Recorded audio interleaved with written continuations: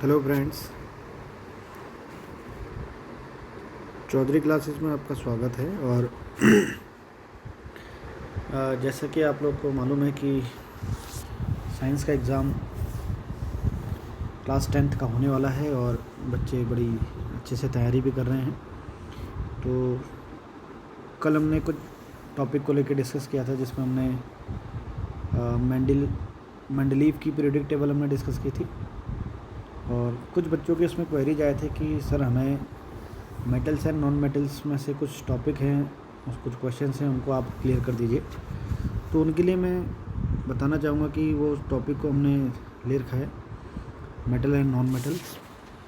तो सभी बच्चों से रिक्वेस्ट है कि वो अपने जानने वाले या अपने पहचानने वाले जो भी उनके हैं, ताकि सभी बच्चों को जानकारी मिल सके और उनका एक रिवीजन हो सके, और जो मेन टॉपिक पे हम डिस्कस कर रहे हैं वो थोड़ा अच्छे से क्लेरिफाई हो सके। तो एक स्टूडेंट है आशुतोष, तो उन्होंने एक क्वेरी की थी कि नॉन मेटल और मेटल वाले चैप्टर में 3 क्वेश्चन हैं, और उन क्वेश्चन के नेम मैं बता दूं आपको एक बार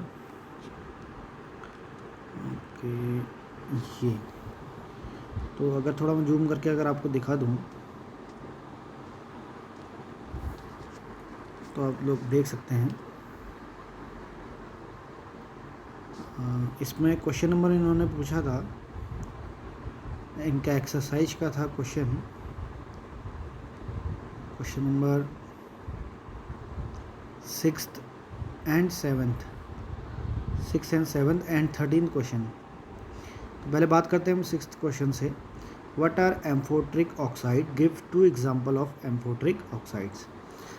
देखो एम्फोट्रिक ऑक्साइड होते क्या हैं?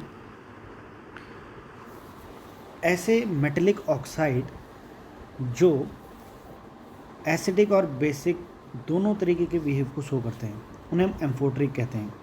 सिमिलर जैसा बायोलॉजी में आप जानते हो एम्फीबियंस जो लैंड एंड वाटर दोनों में रह सकते हैं, तो सिमिलर ऐसे ही हमारे एम्फोट्रिक ऑक्साइड्स होते हैं जो आपके एसिडिक और बेसिक दोनों बिहेवियर को शो करेंगे। तो उसके एग्जांपल्स हैं, मैं बताता हूँ आपको।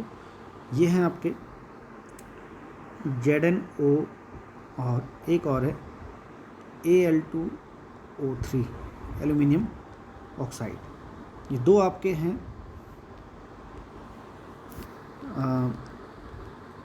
Amphoteric oxide.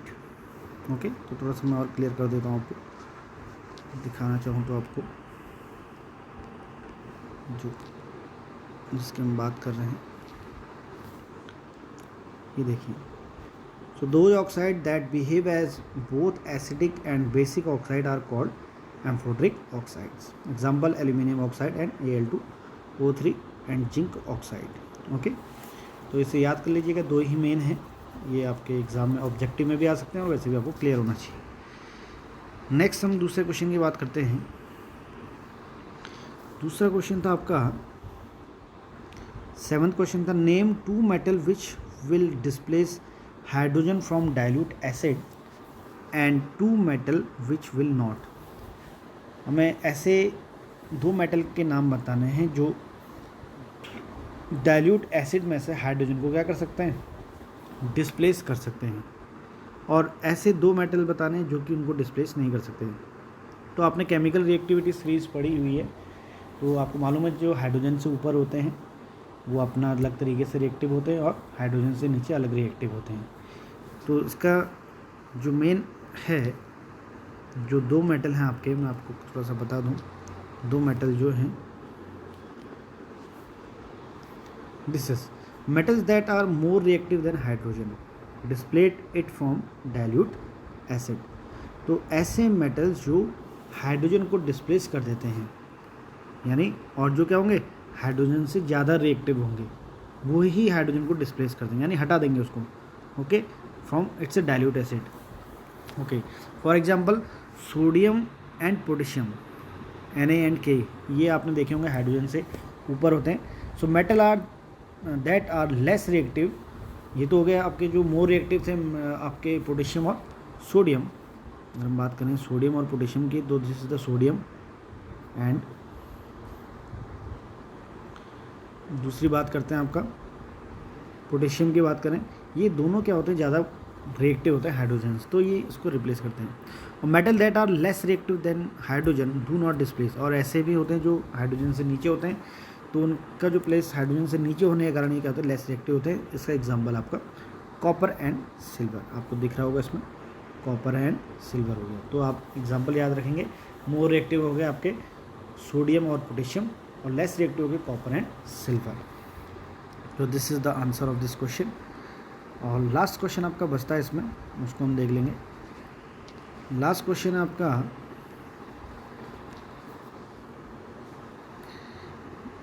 13th क्वेश्चन आपका था।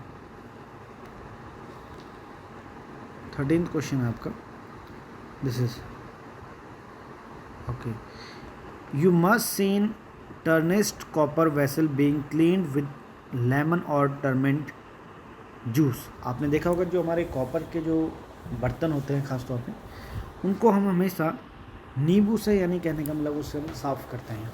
तो क्यों करते हैं ऐसा? Explain why this sour substances are effective in cleaning the vessel. और ये जो खट्टे पदार्थ हैं, जैसे नींबू है, नींबू में सिट्रिक एसिड होता है, आपको मालूम है, तो ये कैसे इसको क्लीनिंग करता है ये आपको बताना है। ओके, तो उसका आंसर है this is your answer.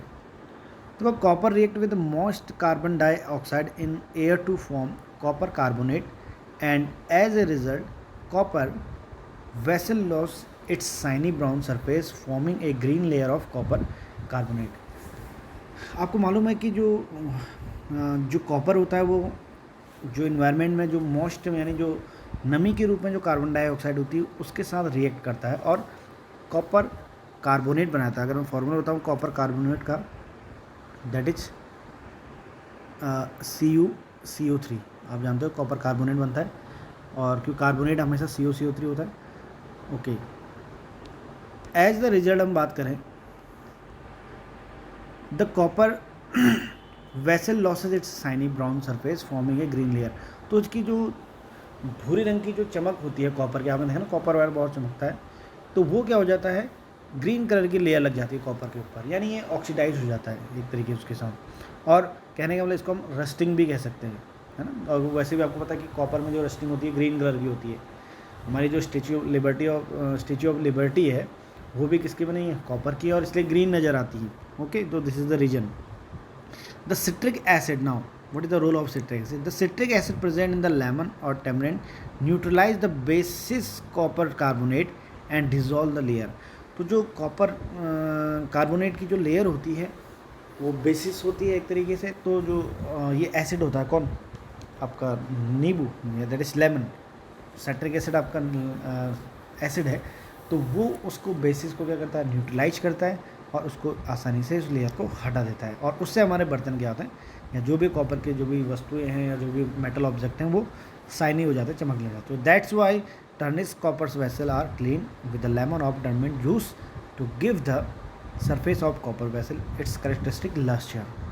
so this is the main topic of your 3 question of metal and non metal। तो आपने इसमें एक तो केमिकल रिएक्टिविटी सीरीज देख लेनी है, किस किस का प्लेस आपका ज़्यादा है, ठीक है। केमिकल रिएक्टिविटी सीरीज आप जानते हो,